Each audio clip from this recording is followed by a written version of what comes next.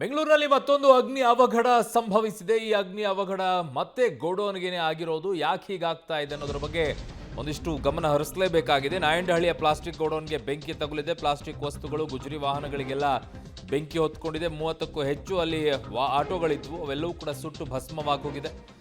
Godown ಬಳಿ park ಮಾಡಲಾಗಿದ್ದ ವಾಹನಗಳಿಗೂ ಕೂಡ ಬೆಂಕಿ ಹತ್ಕೊಂಡಿದೆ. ಬೆಂಕಿ ನಂದಿಸೋಕೆ ಅಗ್ನಿಶಾಮಕ ದಳ ಸಿಬ್ಬಂದಿ ಹರಸಾಹಸವನ್ನ ಪಡ್ತಾ ಇದ್ದಾರೆ. 30ಕ್ಕೂ ಹೆಚ್ಚು ಆಟೋಗಳು ಭಸ್ಮವಾಗಿರೋದು. ಗೋಡೌನ್ ಬಳಿ ಪಾರ್ಕ್ ಮಾಡಲಾಗಿದ್ದಂತಹ ವಾಹನಗಳಿಗೆ ಕೂಡ ಬೆಂಕಿ ಹತ್ಕೊಂಡಿದೆ. ಈಗ ಅಗ್ನಿಶಾಮಕ ದಳ ಸಿಬ್ಬಂದಿ ಬೆಂಕಿ ನಂದಿಸೋಕೆ ಹರಸಾಹಸವನ್ನ ಪಡ್ತಾ ಇದ್ದಾರೆ. ಪ್ಲಾಸ್ಟಿಕ್ ವಸ್ತುಗಳು, ಗುಜರಿ ವಾಹನಗಳು ಇವೆಲ್ಲದಕ್ಕೂ ಕೂಡ ಬೆಂಕಿ ತಕ್ಕಲಾಕೊಂಡಿದೆ. ಸೊ ಇದು ಮೂರನೆಯ ಪ್ರಕರಣ ಈ ರೀತಿಯಾಗಿ ಕಳೆದ ಒಂದು ವಾರದಲ್ಲಿ.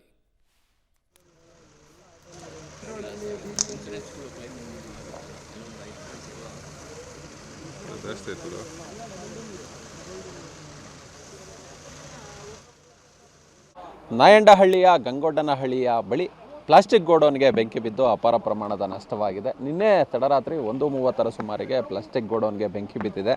ಬಹುಶಃ ಶಾರ್ಟ್ ಸರ್ಕ್ಯೂಟ್ ಈ ರೀತಿಯಾಗಿ ಬೆಂಕಿ ಬಿದ್ದಿರಬಹುದು ಅನ್ನೋ ಹಿನ್ನೆಲೆಯಲ್ಲಿ ಅಕ್ಕಪಕ್ಕದ ಸ್ಥಳೀಯರು ಆರಿಸೋದಕ್ಕೆ ಪ್ರಯತ್ನವನ್ನು ಪಡ್ತಾರೆ. ಅದು ಸಾಧ್ಯವಾಗೋದಿಲ್ಲ. ಆ ಬಳಿಕ ಅಗ್ನಿಶಾಮಕ ದಳದ ಸಿಬ್ಬಂದಿಗೆ ಮಾಹಿತಿಯನ್ನು ಕೊಡ್ತಾರೆ. ಆದರೆ ಪ್ಲಾಸ್ಟಿಕ್ ಗೋಡೌನ್ಗೆ ಬೆಂಕಿ ಬಿದ್ದಂತಹ ಹಿನ್ನೆಲೆಯಲ್ಲಿ ರಭಸವಾಗಿ ಹತ್ಕೊಂಡಿದೆ, ಅದು ಸಪೋರ್ಟ್ ಮಾಡಿದೆ ಬೆಂಕಿಗೆ. ಹೀಗಾಗಿ ಬಹುಶಃ ಇಲ್ಲಿ ತುಂಬಾ ಕಷ್ಟ ಆಗಿದೆ ಆರಿಸೋದಕ್ಕೆ. ಇನ್ನೂ ಕೂಡ ಬೆಂಕಿ ರಾತ್ರಿಯಿಂದ ಇಲ್ಲಿವರೆಗೂ ಕೂಡ ತಹಬದಿಗೆ ಬಂದಿಲ್ಲ. ಅದನ್ನು ಗಮನಿಸ್ಬೋದು ಯಾವ ರೀತಿಯಾಗಿ ಇನ್ನೂ ಕೂಡ ಬೆಂಕಿಯನ್ನು ನಂದಿಸೋದಕ್ಕೆ ಹರಸಾಹಸವನ್ನು ಪಡ್ತಿದ್ದಾರೆ ಅಗ್ನಿಶಾಮಕ ದಳದ ಸಿಬ್ಬಂದಿ ಅಂತೇಳಿ.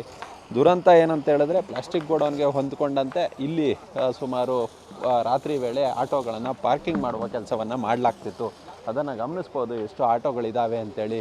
30ಕ್ಕೂ ಹೆಚ್ಚು ಆಟೋಗಳು ಸುಟ್ಟು ಕರಕಲಾಗಿದ್ದಾವೆ. ರಾತ್ರಿ ಪಾರ್ಕ್ ಮಾಡಿ ಬೆಳಿಗ್ಗೆ ವೇಳೆ ಆಟೋಗಳನ್ನು ತೆಗೆದುಕೊಂಡು ಹೋಗೋ ಕೆಲಸವನ್ನು ಮಾಡಲಾಗ್ತಿತ್ತು. ಅದನ್ನು ಗಮನಿಸ್ಬೋದು.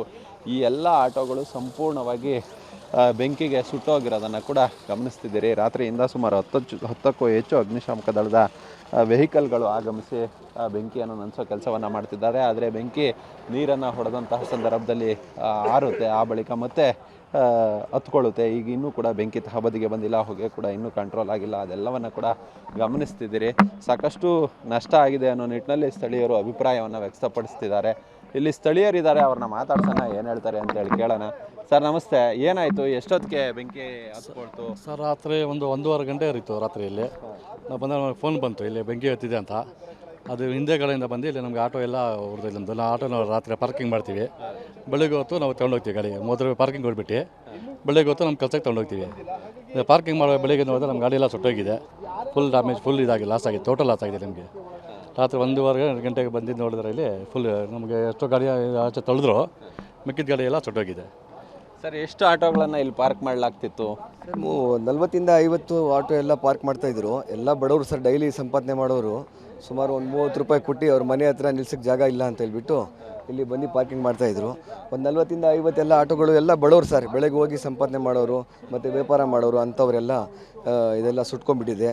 ದಯವಿಟ್ಟು ನಮ್ಮ ಮುಖ್ಯಮಂತ್ರಿಗಳು ಇದಕ್ಕೆ ಸ್ವಲ್ಪ ಇದು ತೊಗೊಂಡು ಎಲ್ಲ ಪರಿಹಾರವನ್ನು ಕೊಡಬೇಕು ಅಂತ ಕೇಳ್ಕೊಡ್ತಾ ಇದ್ದೀನಿ. ಡಿ ಕೆ ಶಿವಕುಮಾರ್ ಅವರು ಮತ್ತು ಸಿದ್ದರಾಮಯ್ಯವ್ರಿಗೆ ವಿನಂತಿ ಮಾಡ್ತಾ ಇದ್ದೀನಿ. ಬಡವರಿಗೆಲ್ಲ ಸಹಕಾರ ಮಾಡಬೇಕು ಅಂತ ಕೇಳ್ಕೊಡ್ತಾ ಇದ್ದೀನಿ. ಪಾರ್ಕಿಂಗ್ಗೆ ಇಲ್ಲಿ ಪಕ್ಕದಲ್ಲಿ ಪಾರ್ಕಿಂಗ್ ಮಾಡ್ತಿದ್ದ ಪ್ರತಿದಿನ ಪ್ಲಾಸ್ಟಿಕ್? ಸರ್, ಪ್ರತಿದಿನ ಮಾಡ್ತಾರೆ. ಪ್ರತಿದಿನ ಬಂದುಬಿಟ್ಟು ರಾತ್ರಿ ಪಾರ್ಕಿಂಗ್ ಮಾಡಿಬಿಟ್ಟು ಬೆಳಗ್ಗೆ ತೊಗೊಂಡೋಗ್ತಾರೆ. ಆದರೆ ಒಂದು 11 o'clock 12 o'clockವರೆಗೂ ಎಲ್ಲ ಪಾರ್ಕಿಂಗ್ ಮಾಡ್ತಾರೆ. ಬೆಳಗ್ಗೆ 6 ಗಂಟೆಯಿಂದ ಎತ್ಕೊಂಡು ಹೋಗ್ಬಿಡ್ತಾರೆ, ತಿರ್ಗಾ ಸಂಪಾದನೆ ಮಾಡೋಕ್ಕೆ ಹೋಗ್ತಾರೆ. ಅದೇ ಥರ ಆಯಿತು. ಸೊ 1:30ಗೆ ಇಲ್ಲ ಇನ್ಫಾರ್ಮೇಷನ್ ಬಂತು ಬೆಂಕಿ ಸುಟ್ಕೊಂಡ್ಬಿಟ್ಟಿದೆ ಅಂತ ಹೇಳ್ಬಿಟ್ಟು. ಸೊ ಅದೇ ಥರ ಫಾಲೋ ಮಾಡ್ಕೊಂಡಿದ್ದಾರೆ ಎಲ್ಲ.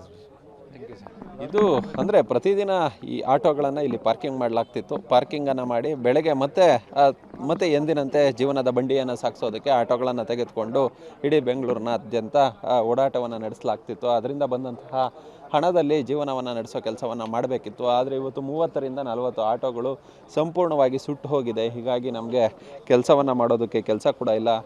ಜೀವನವನ್ನು ಸಾಗಿಸೋದಕ್ಕೆ ಅಂತೇಳಿ ಇಟ್ಕೊಂಡಿದ್ದಂತಹ ಆಟೋ ಕೂಡ ಈಗ ಸಂಪೂರ್ಣವಾಗಿ ಸುಟ್ಟು ಹೋಗಿದ್ದಾವೆ. ಹೀಗಾಗಿ ಪಕ್ಕದ ಪ್ಲಾಸ್ಟಿಕ್ ಗೋಡೌನ್ಗೆ ಬಿದ್ದಂತಹ ಬೆಂಕಿ ಏನಿದೆ, ಇದು ನಮ್ಮ ಜೀವನವನ್ನು ಸಹ ಸುಟ್ಟಿದೆ ಅನ್ನೋ ನಿಟ್ಟಿನಲ್ಲಿ ಸ್ಥಳೀಯರು ಅಭಿಪ್ರಾಯವನ್ನು ವ್ಯಕ್ತಪಡಿಸ್ತಿದ್ದಾರೆ.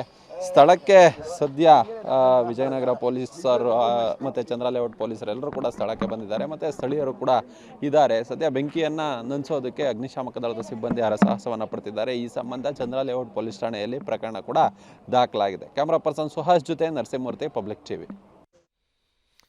ಗೋಡೌನ್ ಬಳಿ ಪಾರ್ಕ್ ಮಾಡಿದಂತಹ ವಾಹನಗಳು ಕೂಡ ಸುಟ್ಟು ಹೋಗಿವೆ. ಸಹಜವಾಗಿ ಈ ರೀತಿಯಾಗಿ ಗೋಡೌನ್ಗಳಿದ್ದಂಥ ಸಂದರ್ಭದಲ್ಲಿ ರಾತ್ರಿ ಎಲ್ಲ ಡ್ಯೂಟಿಯನ್ನು ಮುಗಿಸ್ಕೊಂಡು ಬಂದು ಅಲ್ಲಿ ವಾಹನಗಳನ್ನು ಪಾರ್ಕ್ ಮಾಡ್ತಾರೆ. ಬೆಳಗ್ಗೆ ಎದ್ದು ಮತ್ತೆ ವಾಹನಗಳನ್ನು ತೆಗೆದುಕೊಂಡು ಹೋಗಿ ಡ್ಯೂಟಿಯನ್ನು ಮಾಡ್ತಾ ಇದ್ರು. ಬಟ್ ಈಗ ಅದು ಬೆಂಕಿ ಹತ್ತಿದ್ರಿಂದ ನಷ್ಟ ಆಗಿದೆ ಅಂತ ಅವ್ರುಗಳು ಅಂತಿದ್ದಾರೆ.